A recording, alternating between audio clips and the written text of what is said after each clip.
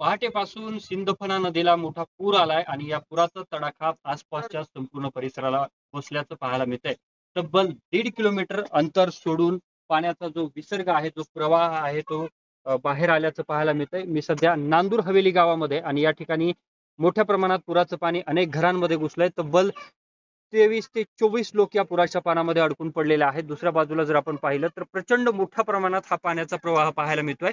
या ठिकाणी गेवराई विधानसभेचे आमदार विजयसिंह पंडित हे देखील गेल्या 3 तासांपासून तळ ठोकून आहेत. एनडीआरएफची एक तुकडी दाखल झाली आहे, मात्र पाण्याचा प्रवाह जास्त असल्याने या लोकांना मदत करता येत नाही. दुसऱ्या बाजूला उपमुख्यमंत्री अजित पवारांशी संपर्क करून चॉपरच्या माध्यमातून या लोकांना रेस्क्यू करण्यासाठी प्रयत्न केला गेला, मात्र चॉपर जे आहे ते नाशिकमध्ये अडकून पडलेलं आहे आणि आता रात्र होतीये. दुसऱ्या बाजूला पावसाचं देखील सध्या वातावरण निर्माण झालेलं आहे आणि यामुळे जे लोक अडकून पडले ते अनेक लोक पत्र्यावरती आहेत आणि आता जर पाण्याचा प्रवाह वाढला तर मात्र पुन्हा धोका निर्माण होण्याची शक्यता आहे.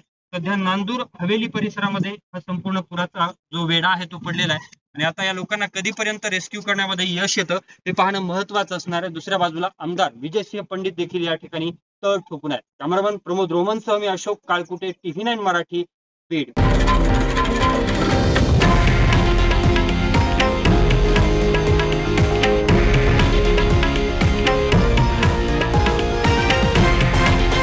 हे आहे देशातील नंबर 1 न्यूज नेटवर्क आणि आपण पाहत आहात TV9 मराठी, एकमेव.